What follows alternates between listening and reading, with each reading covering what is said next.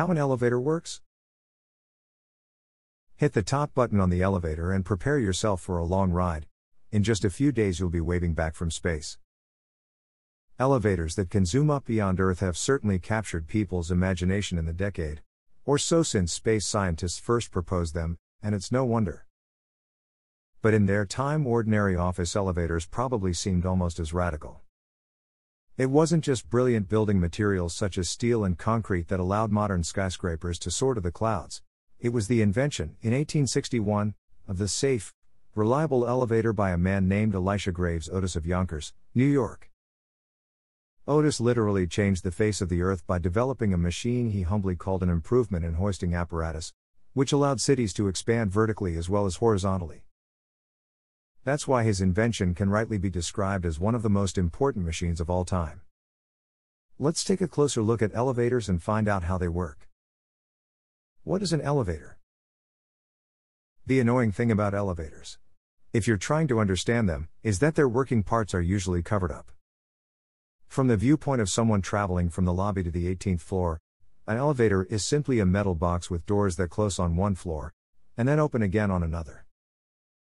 For those of us who are more curious, the key parts of an elevator are: one or more cars, metal boxes, that rise up and down, counterweights that balance the cars, an electric motor that hoists the cars up and down, including a braking system. Some elevators use hydraulic mechanisms instead. A system of strong metal cables and pulleys running between the cars and the motors. Various safety systems to protect the passengers if a cable breaks. In large buildings, an electronic control system that directs the cars to the correct floors using a so-called elevator algorithm. A sophisticated kind of mathematical logic, to ensure large numbers of people are moved up and down in the quickest, most efficient way. Particularly important in huge, busy skyscrapers at rush hour. Intelligent systems are programmed to carry many more people upward than downward, at the beginning of the day, and the reverse, at the end of the day.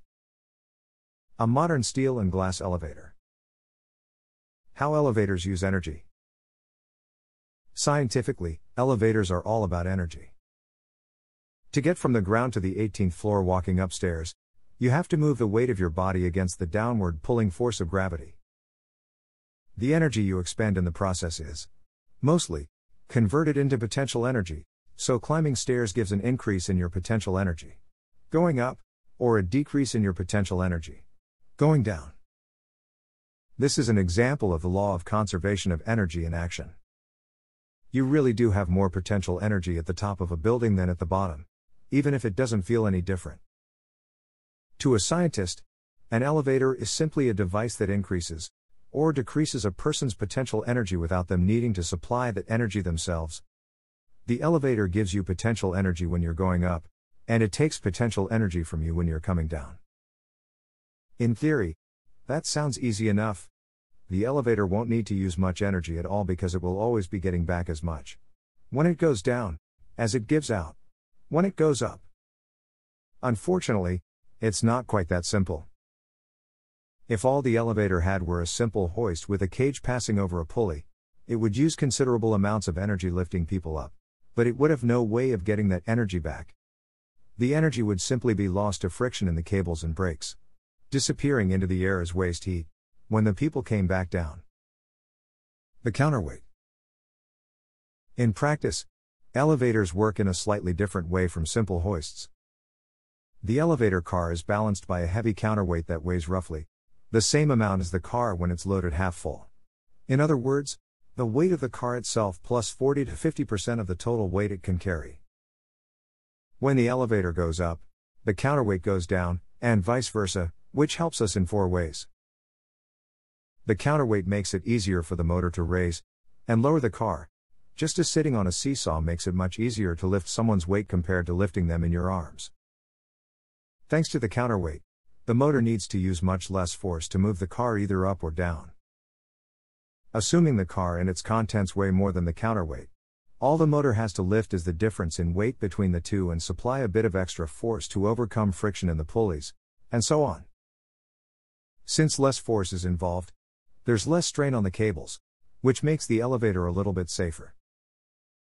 The counterweight reduces the amount of energy the motor needs to use. This is intuitively obvious to anyone who's ever sat on a seesaw. Assuming the seesaw is properly balanced, you can bob up and down any number of times without ever really getting tired. Quite different from lifting someone in your arms, which tires you very quickly. This point also follows from the first one. If the motor is using less force to move the car the same distance, it's doing less work against the force of gravity. The counterweight reduces the amount of braking the elevator needs to use. Imagine if there were no counterweight. A heavily loaded elevator car would be really hard to pull upwards, but, on the return journey, would tend to race to the ground all by itself if there weren't some sort of sturdy brake to stop it. The counterweight makes it much easier to control the elevator car. In a different design, known as a duplex counterweightless elevator, two cars are connected to opposite ends of the same cable and effectively balance each other, doing away with the need for a counterweight. The safety brake. Everyone who's ever traveled in an escalator has had the same thought. What if the cable holding this thing suddenly snaps? Rest assured, there's nothing to worry about. If the cable snaps, a variety of safety systems prevent an elevator car from crashing to the floor. This was the great innovation that Elisha Graves Otis made back in the 1860s. His elevators weren't simply supported by ropes, they also had a ratchet system as a backup. Each car ran between two vertical guide rails with sturdy metal teeth embedded all the way up them. At the top of each car, there was a spring-loaded mechanism with hooks attached. If the cable broke, the hooks sprung outward and jammed into the metal teeth in the guide rails, locking the car safely in position. Speed governors. Most elevators have an entirely separate speed regulating system called a governor, which is a heavy flywheel with massive mechanical arms built inside it. Normally the arms are held inside the flywheel by hefty springs, but if the lift moves too fast, they fly outward, pushing a lever mechanism that trips one or more braking systems. First, they might cut power to the lift motor. If that fails and the lift continues to accelerate, the arms will fly out even further and trip a second mechanism, applying the brakes. Some governors are entirely mechanical. Others are electromagnetic, still others use a mixture of mechanical and electronic components. Other safety systems. Modern elevators have multiple safety systems. Like the cables on a suspension bridge, the cable in an elevator is made from many metal strands of wire rope twisted together, so a small failure of one part of the cable isn't, initially at least, going to cause any problems. Most elevators also have multiple, separate cables supporting each car, so the complete failure of one cable leaves others functioning in its place. Even if all the cables break, this system will still hold the car in place. Finally, if you've ever looked at a transparent glass elevator, you'll have noticed a giant hydraulic or gas spring buffer at the bottom to cushion against an impact, if the safety brake should somehow fail. Thanks to Elisha Graves Otis, and the many talented engineers who've followed in his footsteps, you're much safer inside an elevator than you are in a car. How much energy does an elevator use? If an elevator has to lift an elephant, weighing let's say 2,500 kilograms, a distance of maybe 20 meters into the air, it has to supply the elephant with 500,000 joules of extra potential energy. If it does the lift in 10 seconds, it has to work at a rate of 50,000 joules per second or 50,000 watts, which is about 20 times as much power as a typical electric toaster uses. Suppose the elevator is carrying elephants all day long. 10 hours, or 10 times 60, equals 600 minutes, or 10 times 60 times 60, equals 36,000 seconds, and lifting for half that time, 18,000 seconds. It would need a grand total of 18,000 times 50,000, equals 900 million joules. 900 megajoules of energy, which is the same as 250 kilowatt-hours in more familiar terms. In fact, the elevator wouldn't be 100% efficient. All the energy it took from the electricity supply wouldn't be completely converted into potential energy in rising elephants. Some would be lost to friction, sound, heat, air resistance, drag, and other losses in the mechanism. So the real energy consumption would be somewhat greater. That sounds like a huge amount of energy, and it is.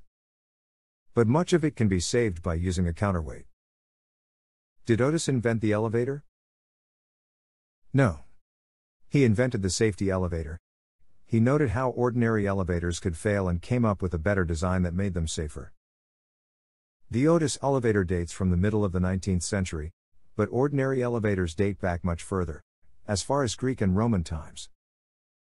We can trace them back to more general kinds of lifting equipment such as cranes, windlasses, and capstans, ancient water-raising devices such as the shadoof, sometimes spelled shadoof, based on a kind of swinging seesaw design, may well have inspired the use of counterweights in early elevators and hoists.